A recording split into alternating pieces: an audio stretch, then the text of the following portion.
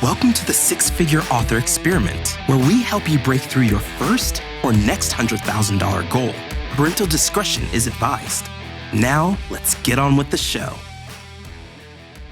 Hi, Lee. How are you? Hi, nice jacket, Russell. I know, right? Like, I have been wearing this all day in a very hot California with no AC room, so I could show you this dope Keith Haring jacket. I mean, It look, is dope.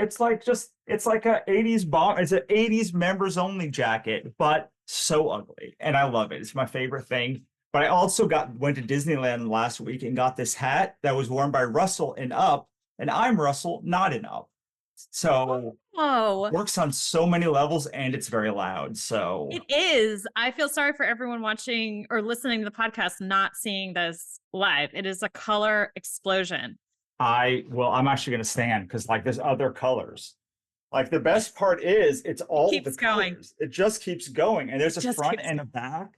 There are like 3 or 4 other jackets that were nowhere near this ugly, and I saw this one and I was like, Karen, do you think I could pull this off? And she's like, no, don't get that. I asked my mom, I was like, should I buy that? She's like, no. And I kept like walking around. And then Karen left to go to the bathroom. Mistake. And I was like, I'm buying this jacket. And my mom just looked at me. I was like, I'm whatever. And then she came back and I was like, there's no way you could have not known I was going to buy this jacket while you were gone. And she's like, it happens. Don't leave Russell unattended in an art gallery, and don't leave Lee unattended in a bookstore. Yes, absolutely. Also, don't leave me unattended in a bookstore, but like, yeah, either of us.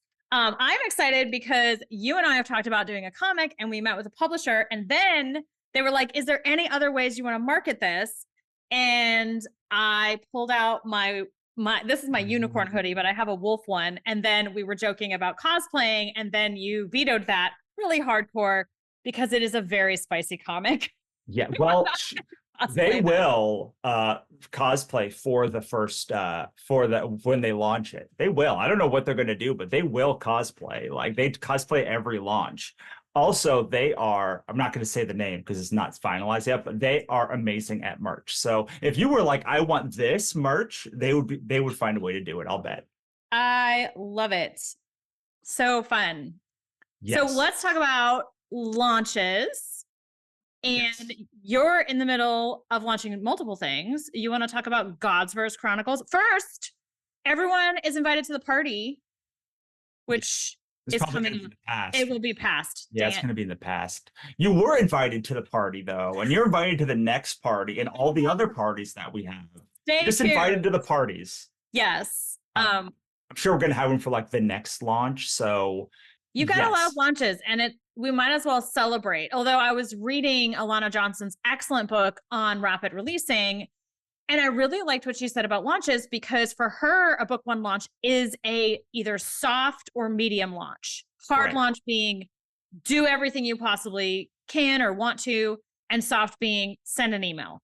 Right. And she says she pushes harder on book 2 and books 5 or 6. And I think it's because she'll discount book 1 or earlier books in the series, and she has them available to discount when she's on book 5 or 6. Right. And that could be your hard launch. And I think that's kind of what you're doing with launch right now, is you're going to let book 1 go, see where you're at, and make some decisions. And it also has to do with your energy. Like, where are you at with one? So I know an interesting thing that Alana told me about how she thinks about books. And I think she said this live, so I'm pretty sure I can say this. I don't think it's going to be a secret, but so The Secret to a Grassland is a really long series. And the perfect book length is 6 books. It's because it's 2 trilogies, 1 to 3, 4 to 6, and then a 1 to 6 trilogy, and then you move on. And like, it's like the perfect length for a desert. So almost all book series are 6 books that are like desert books, because like that's the optimum length. There also is a steep decrease in sales on book 7 usually. Like there's a dip between book 7 and I'm just going to call it 10. It's not quite that long, but like there's a dip after 6 and then it picks up. And like if you're a Grassland, you have strategies to like mount that to summit that gap. And Alana's strategy is really interesting because she seeds what's going to happen in book 7 in book 1.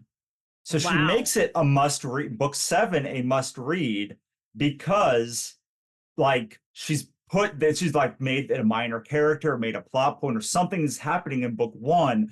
Everyone's reading it and has to jump in there.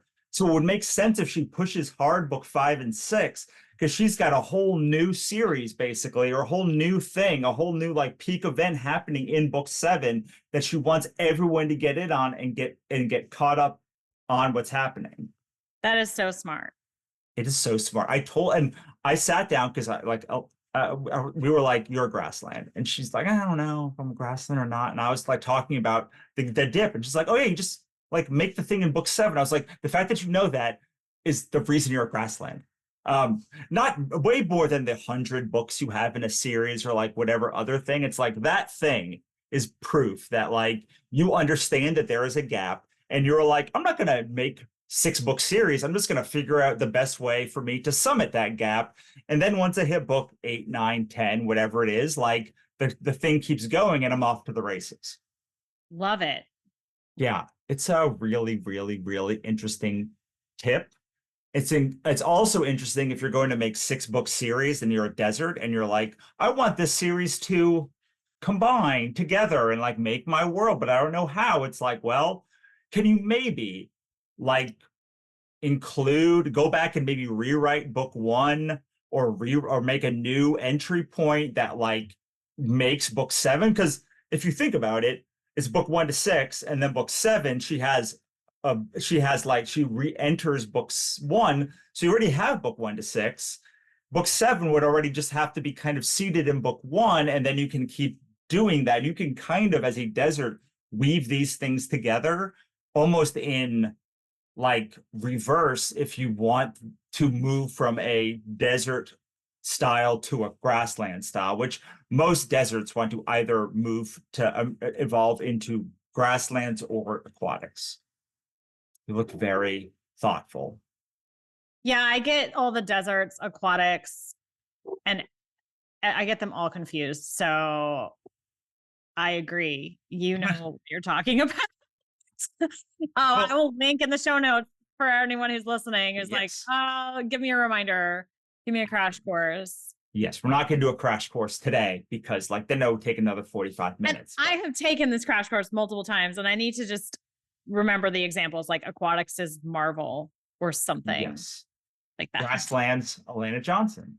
Perfect. Good. Yeah, I like thinking about series and series entry points. And I also love doing the thing where I flip the villain. So the villain is the bad guy for a couple of books, and then we redeem him.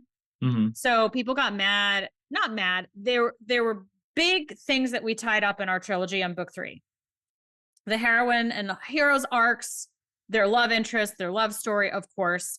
But then there were auxiliary things that we also tied up that had to do with pack politics, blah, blah, blah. But what we didn't do was have a big pack war that killed the bad pack. That was the main villain.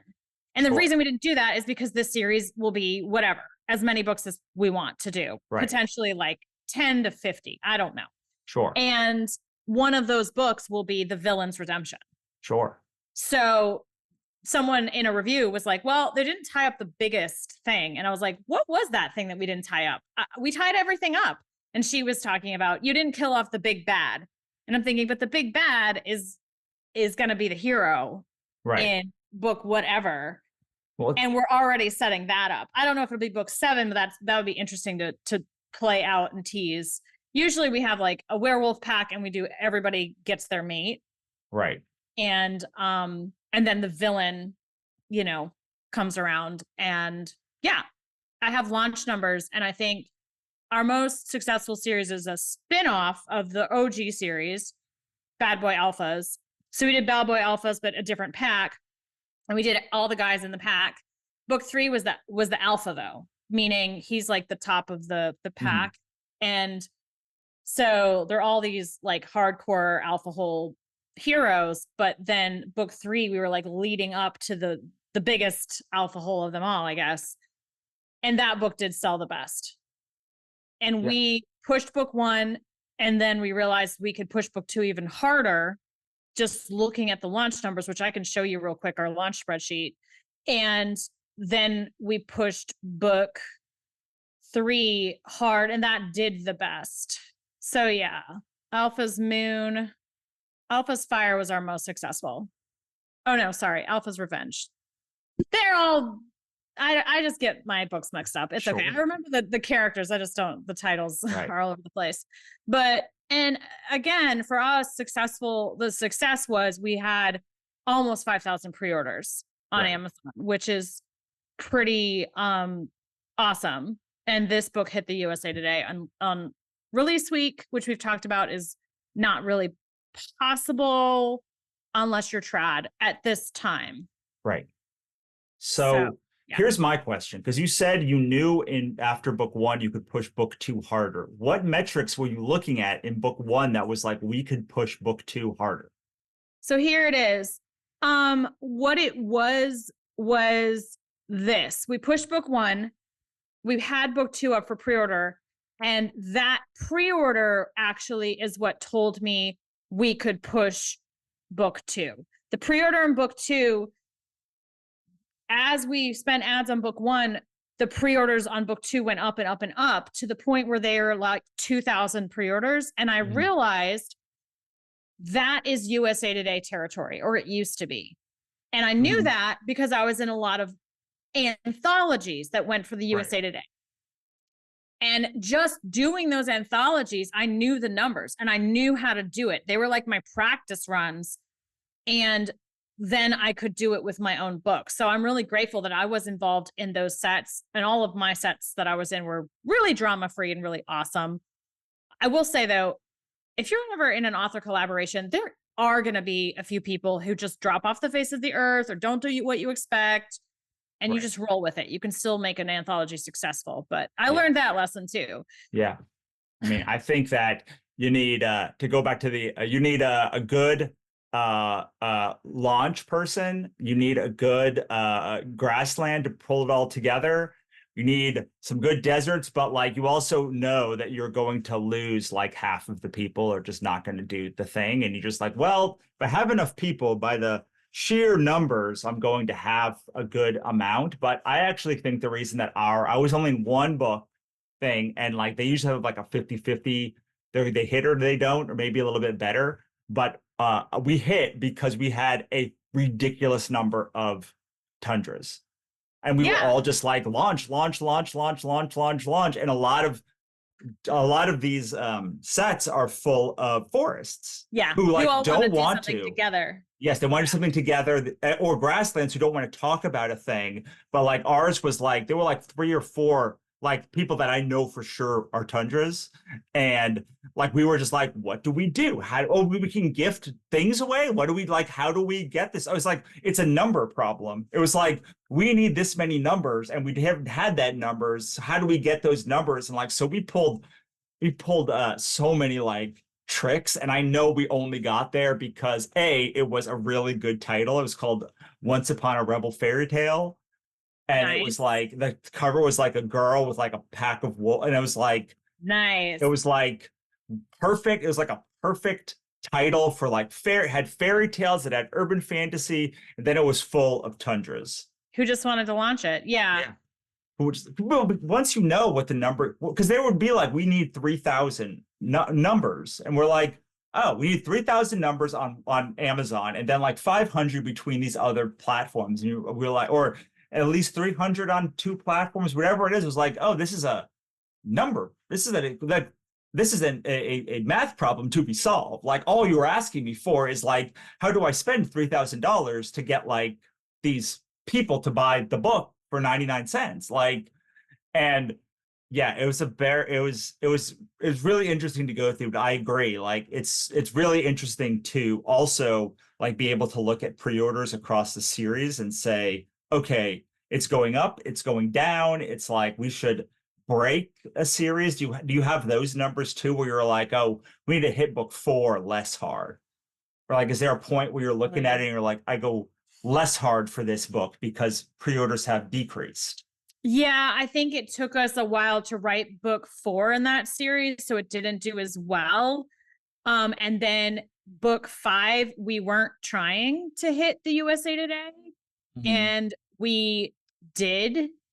And book 6 would have hit, but the list went away that week. Uh-huh. I mean, book Yeah. 6 had the numbers to hit. I don't know Right. if it would have, but I'm like, man, all 6 of these books in this spin-off series, which we now bundle in with the first series and just say it's the Bad Boy Ultimate Edition. And we're going to start doing that with every new kind of werewolf book we write in the same world. Now it's all about the store. Like, what are we selling on the store? So our latest launch, the numbers are here. They are, we have not spent what I wanted to spend on ads, actually, because we have to figure out how to spend on the store and make the money back. And right now on the store, we know how to make money back on a big bundle. And this is a single book or a bundle of 3 books in the trilogy. And book 3, it did get a nice, healthy amount of pre-orders on Amazon. So 2,600 pre-orders. And I have this up on the screen. And you can see, you know, like our numbers aren't that impressive. And also this chart isn't even really filled in because I just want the bundle or these books to sell well on the store and be a self-liquidating offer that we can then throw $1,000 a day at it. Like we haven't gotten there yet. And to me, I'm like, well, we haven't really spent on this launch yet. We really are working towards that. And I have a new ads guy who is very careful. He doesn't want to waste my money, which is amazing. And I keep telling him to waste some money. Like, just keep trying things. And right now we're testing discrete covers. We're testing the branding, and we're finding, you know, different covers to the Instagram audience might do better than the guy covers to the Facebook feed. So same ads platform, but Instagram and Facebook, and different readers that we could hit and target. And we're playing with that. And I think it's a good start. But these are the numbers, like, you know, 6 pre-orders on Kobo. That I think you could probably beat that, Russell. And Apple, usually those numbers are pretty low. We got 269 pre-orders, and that was because we were in a special promo. So that's merchandising. We got invited to a special promo. So I'm not a big look at my numbers person. This is about as far as I go. And then I hired Ben to do the ads. But and my husband does a lot of the finances. So we do pay our taxes. Otherwise it would be scary. But this chart helped me see patterns, trends, and know what's possible. And I don't track every launch. I'm tracking this one because this is the biggest series. This is a series that can make, you know, 7 figures. I think one day it'll make 8, 9, 10, like depending on what we do with it and how we advance it. Right. But so it's really interesting for you to say that, because I feel like when I put out my slate for the year, I'm like, I'm going to push this one book because it has the biggest potential to like do stuff. And like the other ones are going to do what they do. Like they'll make their money back. Like they'll help push everything along. But like these are the money makers that like need to perform and will perform. So I'm putting max effort on it. Yeah. You have said something a couple of times. I don't know if we've ever talked about it, but you say this thing about like $10 a day, $100 a day, $1,000 a day. And you make it seem like you're like ramping up very quickly to that like $1,000 a day thing. You're like, in like a week you make that. Like, how do you know how when something goes from 10 to 100, 100 to 1,000, like 1,000 to, I don't know, whatever the next number is up there? Okay, so when we were launching and we were spending our ad dollars on Amazon, I knew that I could test ads at $10 a day. And then a couple days before the pre-order went live, I would increase that budget. So I knew the ads weren't going to break. And then for launch week for USA Today, you blow your ad budget in 5 days. You're like, ideally, I'm at $2,000 a day, Friday, Saturday, and then I pretty much cut them off on Sunday. You know, and Tuesday the book goes live. So that is your window, and that is the week to be everywhere. Right. we're not doing USA Today launches anymore because I don't think it's possible with that strategy anymore. And so I want another goal to hit. My goal is advertise the heck out of the store. Get more people into my direct sales ecosystem is really my strategy now. And so we're not blowing $1,000 a day. But that ramp up was because when I was doing the big launches, and those are the launches I was running, no ads person was doing it, I was doing it. That was how I did it. But I knew I could do it because book one, I was spending whatever. I found some good ads. And then I just was like, oh, the book is live. Let me turn it up. And I don't think I spent up to $1,000 a day. I guess we can look. Let's go see. Because I actually tracked it. And again, these are the only 6 books I've really tracked. And now it's 9. But this is over like a 3-4 year period of launching. So Right. that was a book bub. We got a book bub on book 1 during book 3's launch. That's probably why book 3 was also massive, is we spent extra because we spent it on 2 books, and it was one's on sale and one is new. And that is a strategy you'll be able to do down the road, like book 5 or 6. So it looks like, yeah, look at this. Okay. So I spent on the 18th of February. Okay. So before launch, I spent about $364 spread out over a number of days. I don't know how many, because I guess I didn't track that. And that was to test the ads. And then launch day, I was like, okay, let's go. I wanted to spend $1,000 a day. So I just basically turned up the ads, and I was willing to lose money because I was like, just go crazy. And if this was in Kindle Unlimited, that's kind of what you do. You're willing to lose money and get rank and views, and ideally trigger the algorithm that they send to all the Wolf Shifter romance readers in the Amazon ecosystem. And Amazon algorithm loves new. So you just go hard and you do it. And there's probably better ways to do it, but this is what we were doing. And I felt comfortable doing this because again, after a certain point, I saw the ads were losing money. So by the 1st of March, I was down to $200 a day I would spend. So I just was like, go, go, go. And then I looked at the pre-order on book 2 and was like, dude, I need to keep advertising book 1 because when book 2 goes live, we're going to make all this profit, and I have something that's working basically and making money. So let me spend $100 a day or $200 a day for as long as I can. And usually for me, that means I make a bunch of ads and then I get bored and I put them all up and I try to weed out the ones to do the best. And then I just pour ad spend into those best ones. And then I get bored and I'm done. And those ads get tired. They fail at that high amount of spend. You know, you spend $10,000 on one ad and it might be cooked unless it's amazing. And then I'm like, well, I should make more ads, but I go write another book instead. Right. That's why I'm like, that's why it's like, it looks like a month or 2 you have energy for, and then you're like, it's going to do what it is now. Yeah. And that's why I hired an ads guy, because now he has unlimited energy because I pay him to have unlimited energy. And I'm just praying that he never leaves. Right. And so any questions about this? No, I think I've got it. I did. And so now if we move to my launch, we are kind of using your new strategy, which is like, you're not doing $1,000 a day on ads. And I will say that I had good intentions of doing all of the things that were on that checklist. I had the best of intentions, but a couple of things happened. One, we decided to do a full price launch and then discount over time. And so that takes out a lot of the newsletters, like almost all of the newsletters, like 99% of newsletters are like, well, you're not going to be in us now because like we need it to be like very cheap. And then most of them, even if they will send at $4.99, like don't work at $4.99. So I ended up doing a couple of things. One, I ended up doing 2 BookBub pre-order alerts. One that's going out, I think, in a couple days, and one that went out last week. I sent a couple of emails, and I'll send an email to my list once it's launched of people that I know ordered book 1 to say like, hey, can you leave a review? It's live now. I actually got a surprising number of people who emailed back that they bought the book on Amazon or somewhere. I got an email that was like, your Kobo link didn't work. So I had to send a new Kobo link, and then someone asking for the paperback.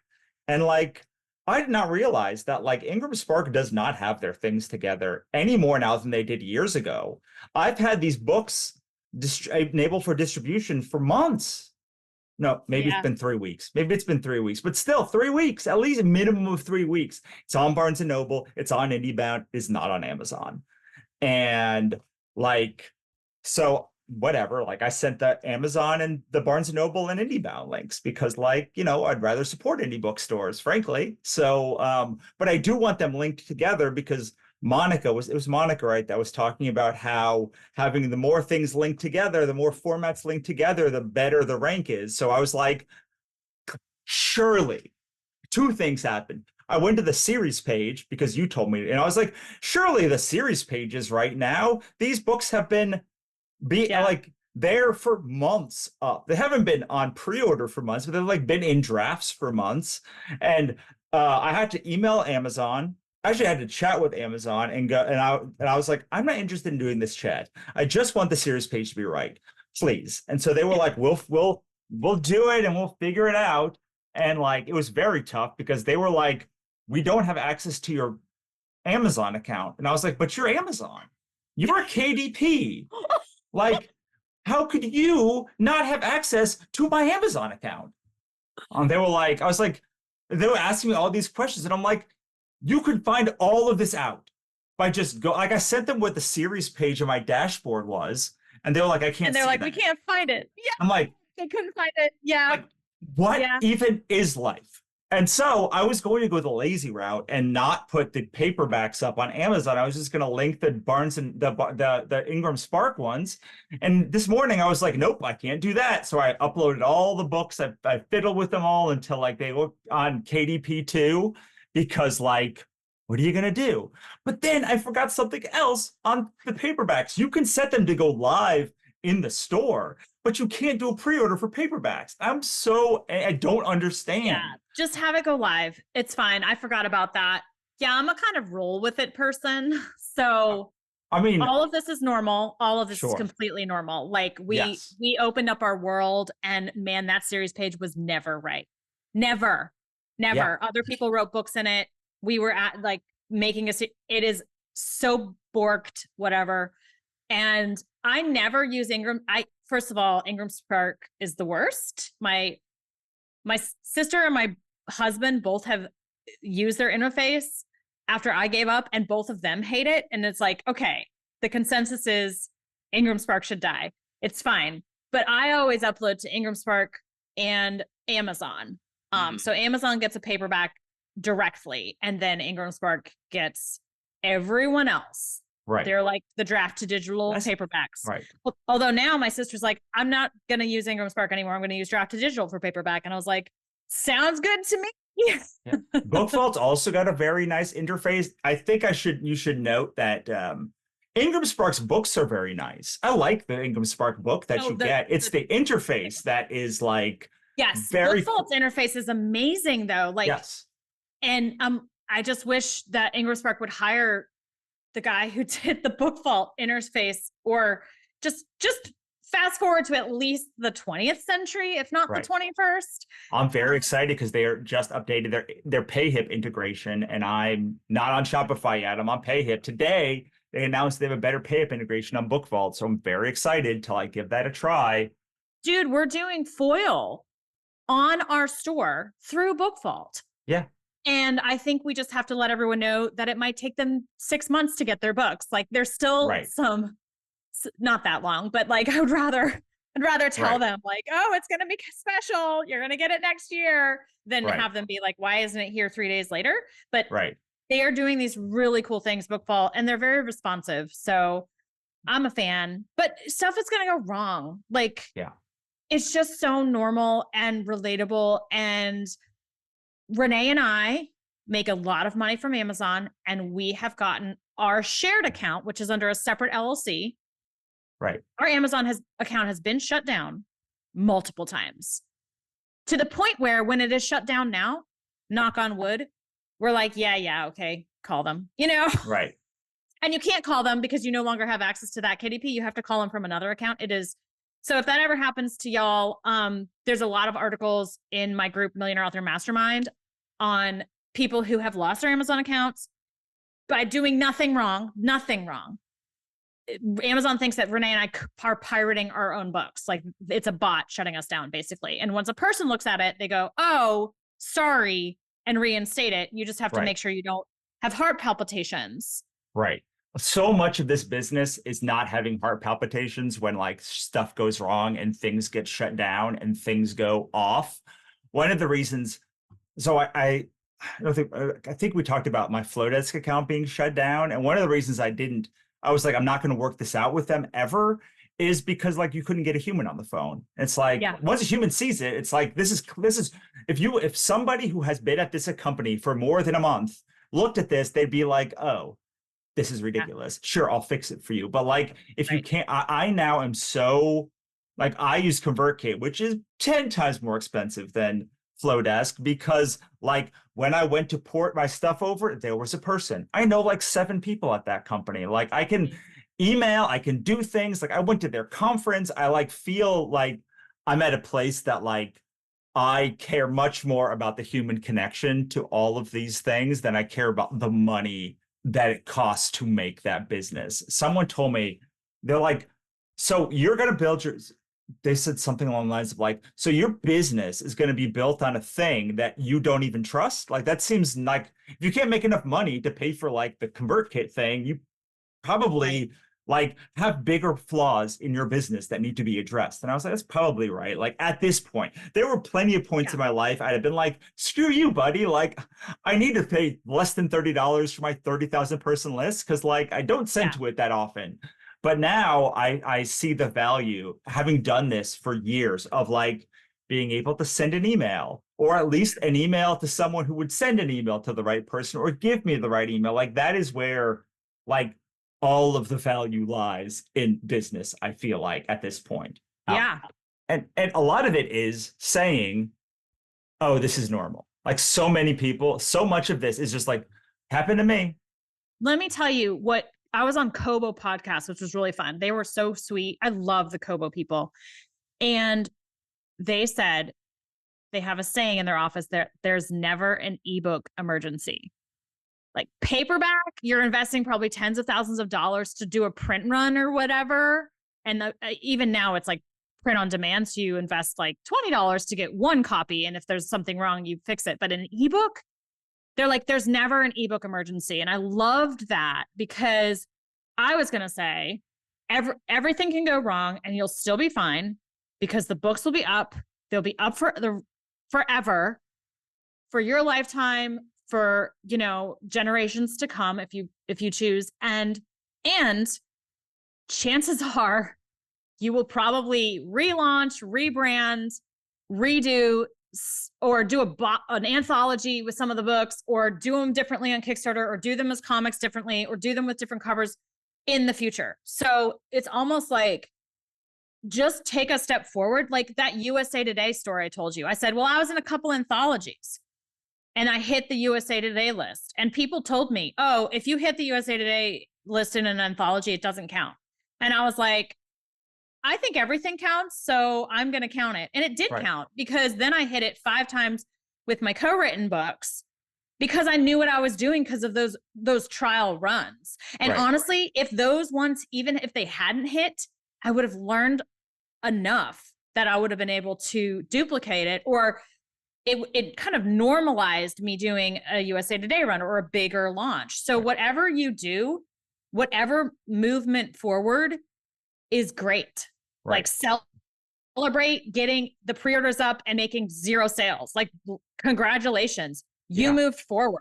I did. And one of the things that I love about like this episode specifically is like, you now know what it takes to like run, like if you want to like have a launch, like your launch, like that's what it like just showed you numbers of like how much the ads spend. And like, if you don't have that, you can't feel bad about not doing it.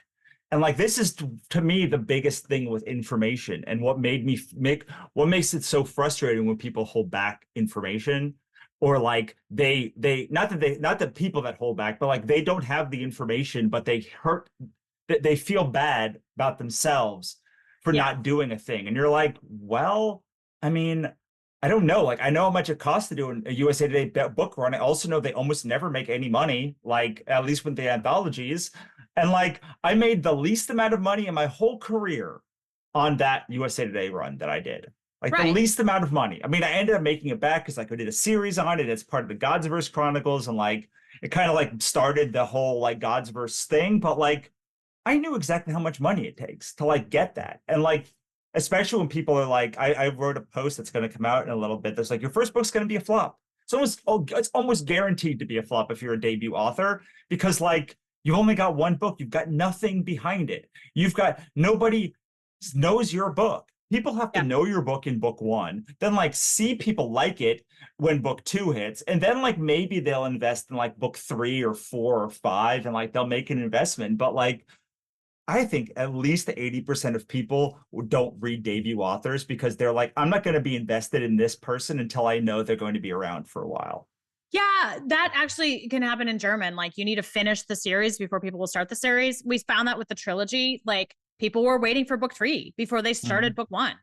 And so our book 1 launch was actually a very medium launch. Book 2 was a nothing launch. We sent an email. It was the softest of softest launches. And book 3 in the trilogy, just now, we're gearing up our ads. Like, I would like to spend $1,000 a day, but we were going to make sure we do it profitably.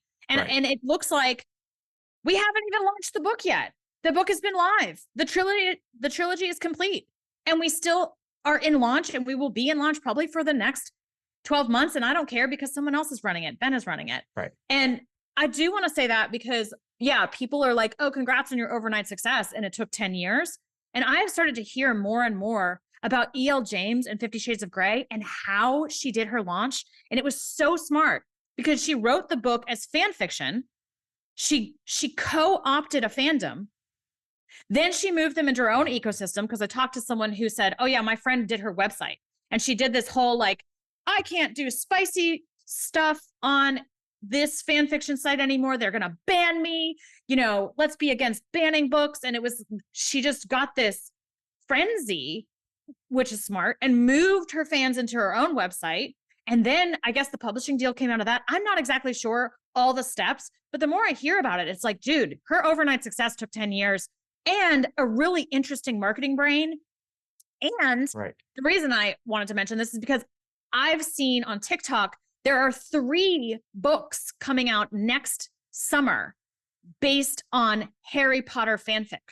Yeah. Harry Potter fan fiction. So people wrote fan fiction. They basically had a built-in fandom and then slowly built this audience to the point where they could get a book deal and do exactly what 50 Shades of Grey did, which was, it's Twilight, but different. And I'll just rename everything so it's not an exact.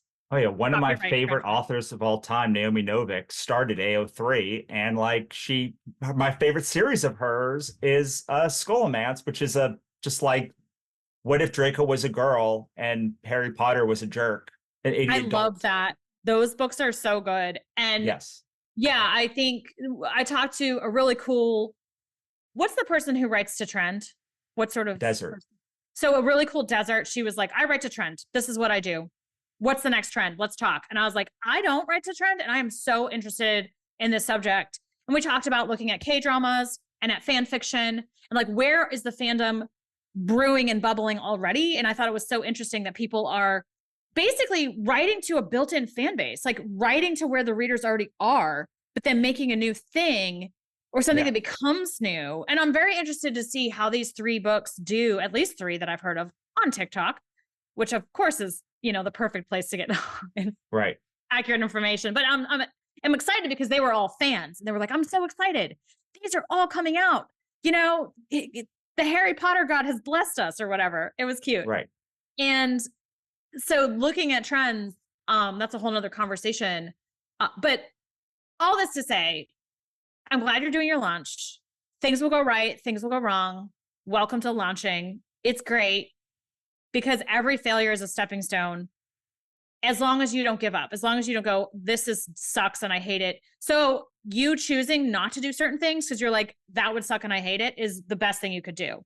Just make sure everything you do, you love and you're genuinely interested in. And if it doesn't get the results you want and you liked it, you could still do it. And if it, does get the results you want and you love it, definitely do that, Right. Yeah, my thing has always been like add one thing to a launch. Like if you add one thing every launch, and I was like, oh, there's like 12 books here. Like if I had 12 things, like it's going to be the 12th book's going to be like a huge book because like it's 12 things that work. And so I did the 2 book bubs. I have the book bub coming out on Monday where with a new release alert book bub that you don't pay for, that one. And then I have Word Media is doing ads for Amazon and for Facebook. And then I send a couple of things. So I figure I have not checked this pre-order dashboard, and I'm going to do it live. And we're going to see after like a week what it looks like. So let's see. So I think that the Word Media stuff starts on the 9th. So it won't be here yet. So I'm going to just go, let's see. I don't even know. Like, so I'm going to go to my bookshelf. I assume I go to, nope. You go, to reports? Your reports. Okay. And then it'll be on the left. All right. Let's see. Orders. Pre-orders. Mm-hmm. Here we go. Oh, there's one for Heaven. Magic. 9 pre-orders. Awesome. That's not amazing, but remember, this book has been bought by most of my audience already. Like most of the people, like I have launched this book so many times to them, and there's still 9 people. And probably if I go to Kobo and the other ones, I will have one at one of those retailers. And that's like more money than I've made on retailer in any month, I think, in years, because I don't have any of my books on retailers. And this is where it starts, right. Like this is the beginning.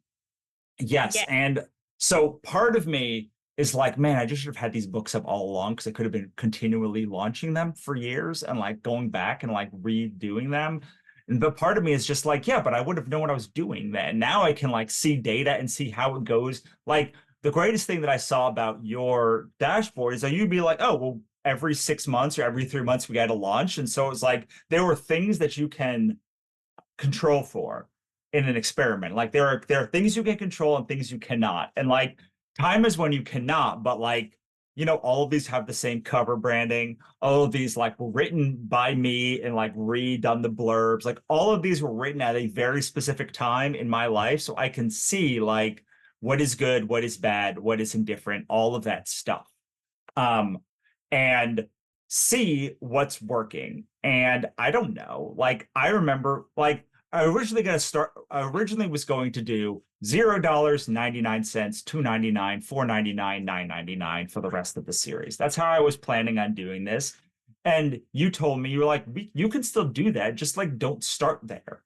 Yeah, still do that. Yeah, start at $4.99, and like eventually in 6 months you can do $0.90, whatever the crazy pricing, or maybe that pricing strategy doesn't work and you like do a different pricing strategy. But like whatever the thing is, like you don't have to, you're not locked into how that launch goes. And you are not even locked into how that ASIN goes, because I've seen plenty of people recover a book and suddenly it like pops off. I've seen tons of people recover a book and go the other way, but like less people. It almost always goes, it usually is on like the better side of usually your recovers are going to be better because you know more, at least up to a certain part. But speaking of covers. Yeah. This is, which one was the old one and which is the new one? So the bottom right was the original, the lady's face. Yeah. So they were very bad. And then the bottom left was, let me try a anthology set, and it just wasn't quite right. The top left has made me a lot of money, like a lot of money. Right. And now we're relaunching yet again, and I can show you a little bit better picture of this. It's a Hades and Persephone retelling. And I filed off the serial numbers a little too well. I changed all the names and things. And that comes from fan fiction where you say, I filed off the serial numbers. Okay, this is going to be, so my co-writer was like, okay, let's relaunch it and just say the name Hades and Persephone to just be really on the nose with the myth. So we changed throughout the book all the names. It was based on this Greek myth that is very popular right now because of Lore Olympus and a couple books that came out in dark romance. And this is a dark romance that were the Hades and Persephone myth. This is the discrete paperback. And then I actually do not like this ebook cover, but it won in the Facebook testing. So we're going to try it. And this whole like sugar skull or skull mask is really in, especially with a younger readership. Right. So if you're watching this, if you're listening to this, you'll have to just Google Hades and Persephone, Lee Savino. But if you're watching, you can see, there are covers that are very different that I'm putting up here. And also, yeah, one was just the face, like a side profile of a face. One was Hades and Persephone on basically a bed. There's two. 3 was Hades undoing his tie, very classic like dark romance or Stevie romance like cover. And this 4th one, the discreet one, is imagine the last cover for Twilight book, but like white and like further back and nowhere near as gross. The Twilight covers a lot. It's just an exploding pomegranate on a white. And it looked, and you know what?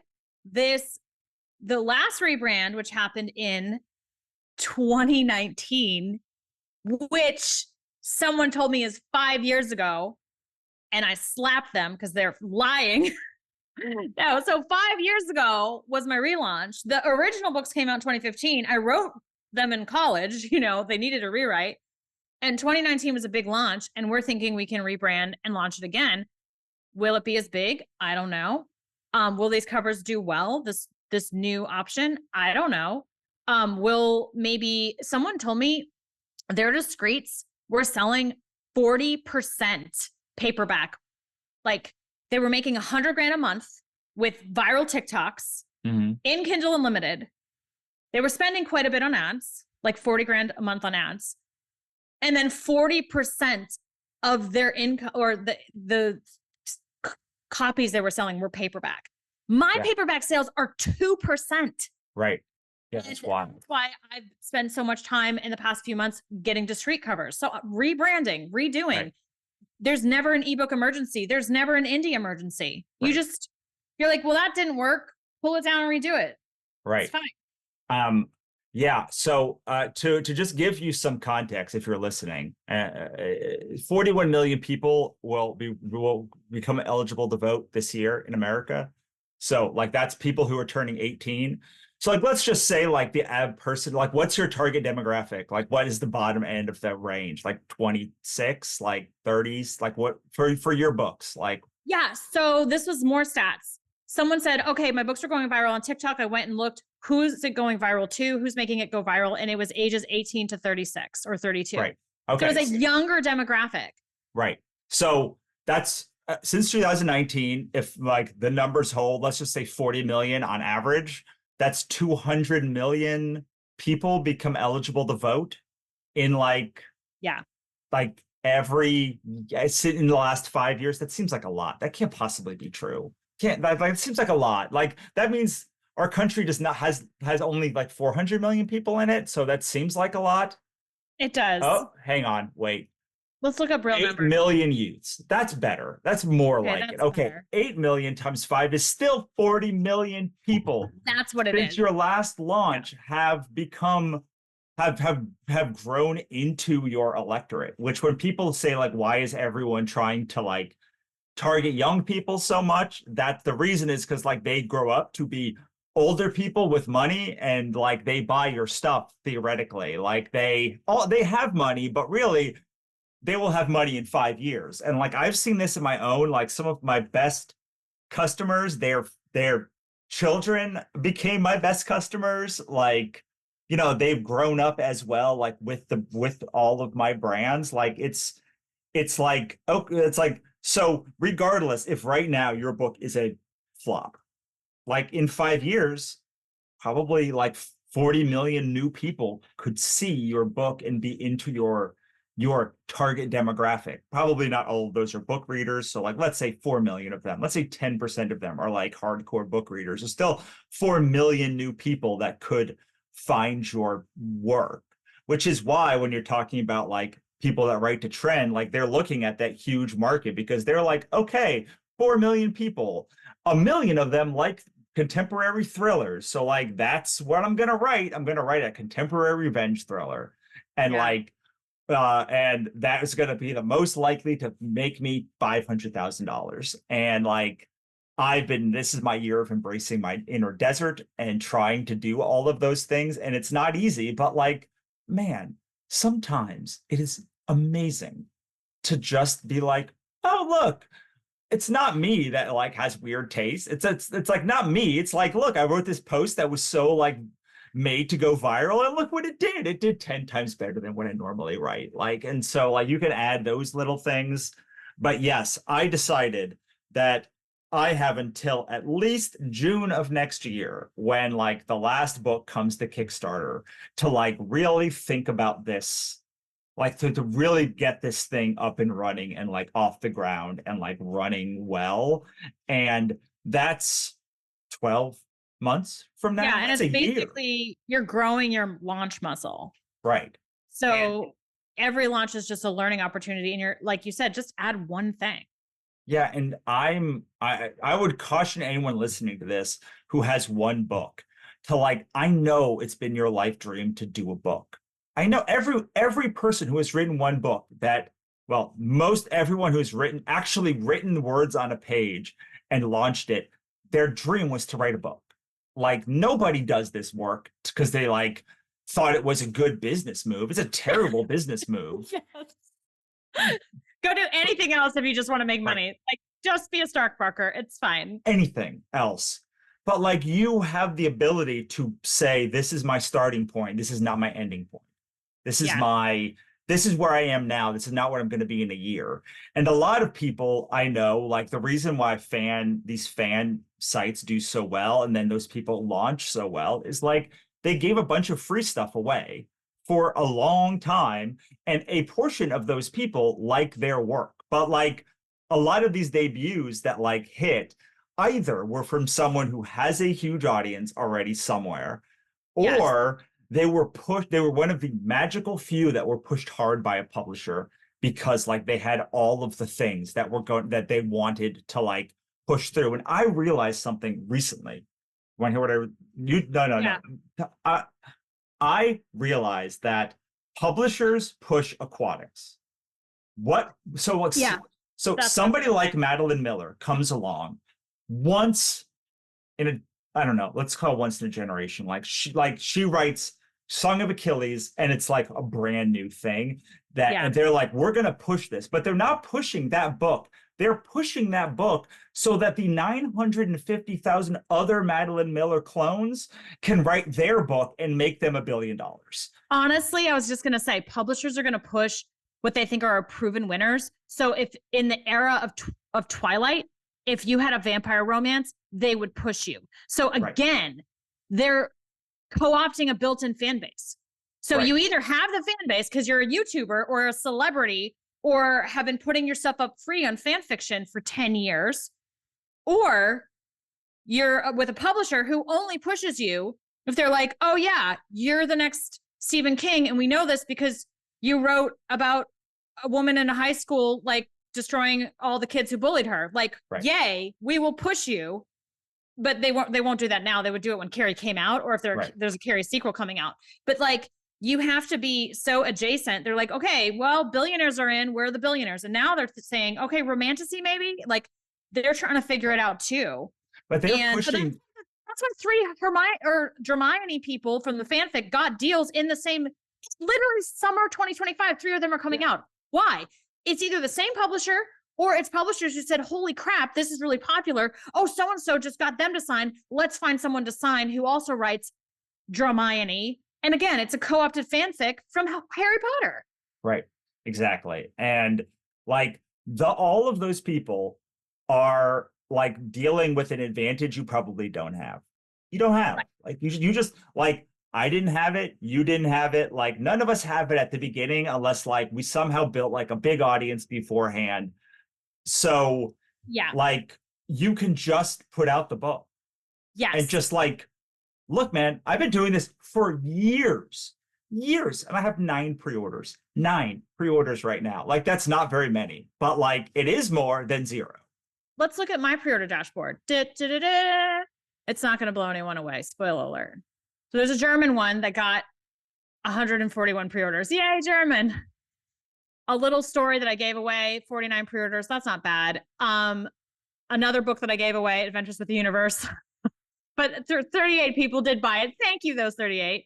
And then I had some books coming out and in a series, and I was pushing the books in the series, and the Brutal series, I was getting closer to a couple thousand pre-orders. But again, that was so written directly to my fan base. And then book after book after book, I was putting on pre-order, like book 2, book 3, book 4, book 5, and growing. And then it looks like decreasing pre-orders. Yeah. And look at this one at the bottom, 145. Then it goes to 1,000. Then it goes to 2,000. Then it goes to 1,000. Then it goes all the way down to 38. So like, even on somebody who is making money, making a lot of money, right? Like does not have, and you know, I talked to a lot of authors, and like, they're all similar. Like they all have like their series that make them money, the series they do for fun, and like the series that like is a gamble or is just like a flyer. It's like, I don't know. Advertising dollars on the most aligned series for advertising. It's not even like the best written book. It's not the best book. It is the most aligned for advertising. It's a guy in a suit versus, you know, Snowden with the lumberjack. And I mean, I could probably push that book if I wanted to, but it's like 10 pages. So like, whatever, like we're not making value judgments, or like your worth is not based on this. And Russell and I are coming to you and going, we didn't have a publisher pushing us. We didn't write fanfic for years and get, you know, a huge deal. We bootstrapped it. We did it ourselves. And now we do what we love, and we make a lot of money, and we get to keep doing what we love, which in a couple months is going to be make a spicy comic. And we want it to sell. If it doesn't, though, it would be worth doing because it's fun to do. And any mistakes that we have, and guys, like those early covers that I showed you, those were huge mistakes. And then I turned them into my mega successes. Right. And I also have enough books out that I don't need anything to be a mega success. Right. So this is, as the one takeaway that I think that I have gotten the most from working with so many 7-figure, 6-figure successful authors is like, you say the do what's fun.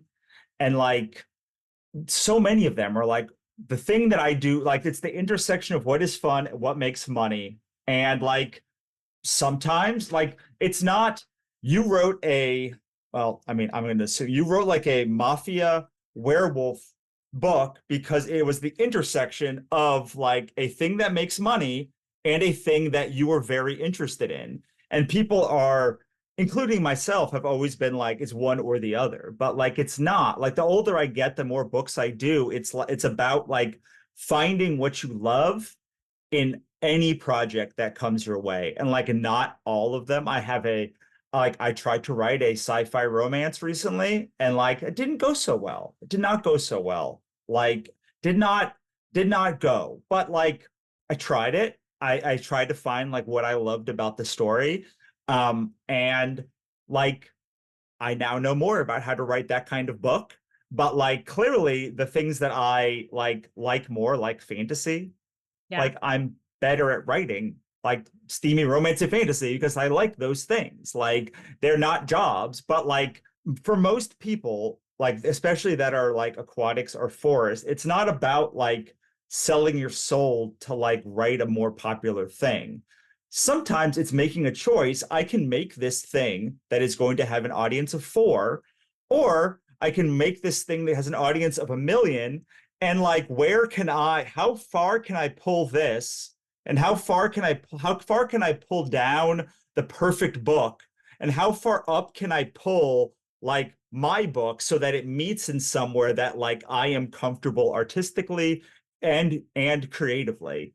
And like, I don't know. Like I've been spending this whole year trying to get out of my own way and like let money come. And the biggest block that I had, I think, is like, if I do things like this, I am no longer X person. And like, you are a whole ass person the whole Yeah. time. Like, no Yes. matter what you do, like whether you write the book of your dreams or you write the book of a billion people's dreams, like you're still a whole ass person. You can do either. And probably the what I have found, the perfect ikigai, ikigai, the one where it's like all four of the things converge on. The Venn diagram, like the middle. Yeah, ikigai. It's where, hang on. It's where what you love, what the world needs, what you can get paid for, and what you are good at all come together. Oh, okay. Ikigai. I don't know how to say it. I know how to write it though, and I know what it means. And it's like those four things can coexist, especially if you're a forest or like an aquatic. Like they do not have to coexist, but like they could coexist in a way that like feels congruent for you. Yeah. We talked, and we need to do this in another episode, where I did a couple different series and I kept scooting my branding of the series more mainstream. Mm-hmm. And I've just continually done that. And then my career went like up and up and up and up. So we can talk about that in another time. But I was going to say this when you said you'll still be yourself. So there's a visualization exercise I'm really loving where you write out your morning with a lot of the elements that you live already. So like you swing out of bed, the same side of the bed, you pet your dogs, they're your dogs, your same dogs. You get your favorite beverage, coffee or whatever, but you're also interspersing. And then I check my KDP dashboard and I have 1,000 more pre-orders. And you intersperse in the normal things, the things that you want. And the reason you do that is because you want to make those things that you want, the new success level, your norm. You want it to be in your comfort zone and not scary. And the way you do that is you talk about your life as if, and then you intersperse the things you want into it. For example, at one point, having more than $100 in my bank account was weird and could have been, and I think it was scary, which is why I kept just spending, or I made these decisions all the time to not have money. And then I got over that and I learned, it's okay to have money. It's good to have money, of course. And I wanted money desperately, but I had to remove some of the things I had been instilled in me, like beliefs as a child that people who were rich were evil, or money is the root of all evil, blah, blah, blah. So I removed those beliefs, I replaced them, and I normalized money. And then I took my bank statements and I actually would add zeros and commas, and my husband would find them and go, "What is this?" And I'm like, "Oh, I'm just trying to make it normal for me to look in a bank statement and see $30,000. And now I do. And now I'm doing that with $1 million a month, because why the fuck not? Excuse me. And the other thing that I'm doing and realizing is I can write out my morning just as the way I do my morning, the same yoga studio, the same coffee, and then also say, and I got an email from a reader who loved my book, and I checked the New York Times and it's #1. And I can just normalize those things so they're not scary. Mm-hmm. And then naturally my brain will make decisions to move me towards that. And I have to say, when I'm still me that I was a couple of years ago, just way more confident and way more money. Like we actually live in the same house. It's just nicer. And I have a nice office. And you'll still be you. You think that you're moving towards your goals is a death. Like for you, Russell, putting your books on Amazon, there were beliefs that had to change for you to go, I am going to put myself on Amazon. I'm not just going to sell direct. I think it's good to sell direct. And I have a lot of courses and talks about it to prove it. I love like you love other things more, but you're like, this makes sense. And you have to change those beliefs. And anyway, that visualization exercise of like, think about your normal day, intersperse 2 or 3 things that are new and scary, but then normalize all of those things. And at worst case, just print off your bank statement and add a bunch of zeros and commas and print off your Amazon dashboard and add a bunch of zeros and commas. Like it's silly and ridiculous. And you do not have to come on a podcast and admit that you did it, but it works so freaking well for me, then I tell everyone to do it. Yeah, that's a great, I think, way to end it. I want to end by saying, like, we are 6-pound blobs of fat inside a meat suit. So, like, we all think these things are rational. We all think like our lives are like rational and full of rationality. And like I was telling Karen last night, I was like, capitalism works because it monetizes chaos. It's the only thing that it does. Like, it best monetizes chaos. Every other form of money and government tries to put order on chaos. But only capitalism monetizes either putting order on chaos or monetizes the chaos itself. Like, the fact that gold is very expensive is just like irrationally, like, it is things. So like in the chaos engine, it's worth more. Like, and like all of these things, like the manifesting, like The Secret gets a bad rap, I think, although like for many reasons correctly, but for some reason, but for the fact like you can manifest a thing by visualizing it, but you actually have to do the work to like get it. But like, and like making those pathways actually function, like they have to, like, Russell wants to work with 7-figure authors. Russell has conference to meet 7-figure authors. Russell becomes the kind of person that 7-figure authors want to like be around. Like, all of those things are the end result of the manifestation of like this podcast. But like, I was on a panel once, and I was with like it was Mark Wade and Joe Illidge, and it's like I think maybe Gail Simone was there. It was like the biggest names in comics, and I was just the guy who's like asked to be on a panel. And like at the end, they're like, "How did you?" And I talked on the panel because like, and they were like, "How could you have done that with all of these people?" I was like, "I don't know. They asked me to be on the panel. Like, they know something I don't. Like, or like they know something I also know, but like the other people in this room don't know. And like, I'm gonna say the thing, but like." Really, like every time I feel like this is irrational, I think this whole world is full of trillions of very tiny blobs of fat that are hallucinating sentience at the same time. And like we don't even know how to really control our bodies. Like, what does this mean? Like, we spend decades trying to figure out how to like control our bodies properly as it changes, and then try to prevent it deteriorating in ways once we finally figure it out. And so like all of this stuff, you might say, I'm too rational for that. But like, I swear to you, you are not, because you are just a 6-pound blob of fat inside a meat robot. And a chaos jacket. Yes. And like this jacket is like the whole universe. All right, cool. We're going to do this again, and we'll talk to you soon. Bye. Thanks for listening. For more, head on over to sixfigureauthorexperiment.com for archive access, resources, and more. We'll see you next time.